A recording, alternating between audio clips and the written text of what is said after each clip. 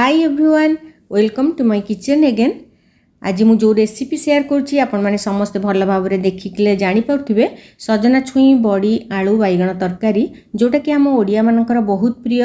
आ खरा दिने एमती प्राय गोटे तरकारी करके आम खाई थाए भात रे जो दिन नॉनवेज खिया हुएनी से दिन ये तरकारीटा बहुत सूट करिथाए भात संगे खाइबा। आ सजना छुई भी जो सीजन रे मिली थाए निश्चय आम ये तरकारी थरे थर घरे बनई थाए। तो ये तो सजना छुई तो निहाती दरकार जेहेतु बड़ी आलू बैगण तरकारी रे आमर मेन इनग्रेडिएंट है सजना छुई।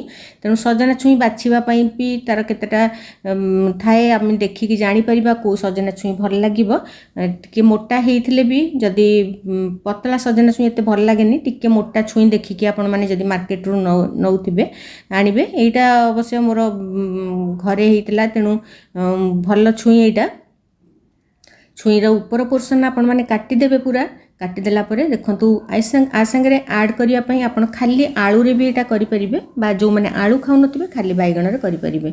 दुईटा टमाटो काटिक नहीं दुईटा पियाज आईटा देखो आंबुल मु आंबुल टिके आड करी तापर जो पेस्ट बनैबा आम सोरिष 2 चामच जीरा आधा चामच टिके लुण देकी प्रथमे ताकू ग्राइंड करदेबा कहीं सोरिष बहुत गरम हो जाए आपण मैंने जानते ग्राइंड कला बेले। तेणु प्रथमे आउ टिके गरम कम होगापाई आग टिके ग्राइंड कलापर रसुण 5-7 कोला गोटे सुखा लंका गोटे कंचा लंका और जो टमाटो मुझे 2टा काटती तादू टिके नाकू नहीं आ 2 पीस खंडे आइस मु ऐड करे कहीं जितेबाला सोरिष आप बाटे पूरा चिकन होगी बाटी हे तो पानी टिके देकी मु बाटी देइछि। तापर देखंतु ए छुई आलू तरकारी बहुत प्रकार बनै थांती समस्ते मु तो बेले बेले दरकार पड़ले प्रेशर कुकर भी बनै दी थाए किंतु एई प्रोसेसटा मते टिके सहज लागे तो 2-3 थर करने को पड़े कड़े बसईकी किंतु सहज लगे। तेणु प्रथमे आम जितेबाला सजना छुई आलू बड़ी बैगण को टिके लुण हलदी गुंड आउ लंका गुंड देकी भाजी दबा तो टिके घोड़े दबा जमती कि लुण देले बैगण आउ कला पड़ोनी।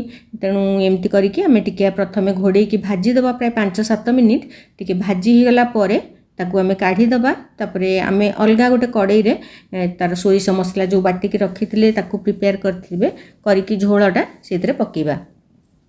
आपण माने चाहिए पूरा एका संगे सिझेकी सोरिष मसला देकी तापर भी छुंक करें ना पूरा छुंक करके एका संगे भी करें।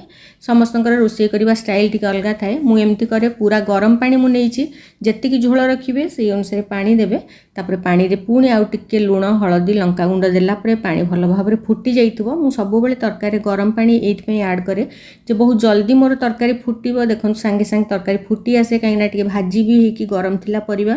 तापर आम जो सोरिष मसला को मुझे बाटी ताकू मुझे छाणी देइछि कहीं मु सोरिष तरकारी जो करे से छाणिकी दिए मत टे पतला झोल भल लगे जो थे कि सोरिषर चोपा सेटा टे रहिले प्राय गैस्ट्रिक प्रोब्लेम जार थाए ताकू खाइबा को असुविधा हुए। तेणु सबुबले मु सोरिष मसला बाटी देला परे ताकू मु छाणी दिए आपण माने चाहिए डायरेक्ट भी ऐड करि परिबे। सेइथिपई मोर तरकारी सबुबले झोल टे पतला करे मु तापर यहाँ को सोरिष मसला भल भाव फुटी जावा दरकार आलू जमती आम सीझीज आम जाना जे प्राय परिवा सीझीगला तापर आम ताकू छुंक दबा।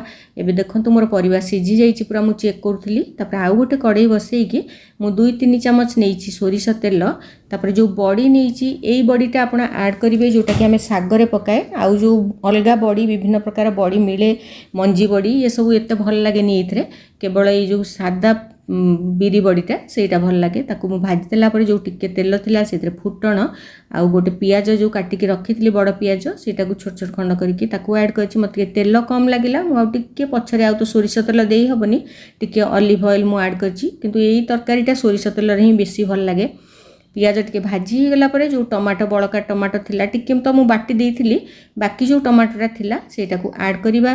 तापर भाजी गला बेलको आमे जो परिबा पूरा सिझी जाइछि खाली टिके टमाटो आस्ते सिझिबो तापर सेटा को मु ऐड करि देकी तापर पुणी आउ टिके घोड़ेई देबे आपण माने जो भाजी की मु बड़ी रखिथिली ताकू एई समय रे ऐड करिबा। आगुरु ऐड करले बड़ी भांगी जाए आउ तरकारी बेसी थिक हे जिवो। सोरिष पकईकी आपण मैंने जितेबाला आलू बड़ी बैगण तरकारी करुवे पतला झोल रखिए बहुत भल लगे। Stay tuned with me for another video. Thank you bye bye.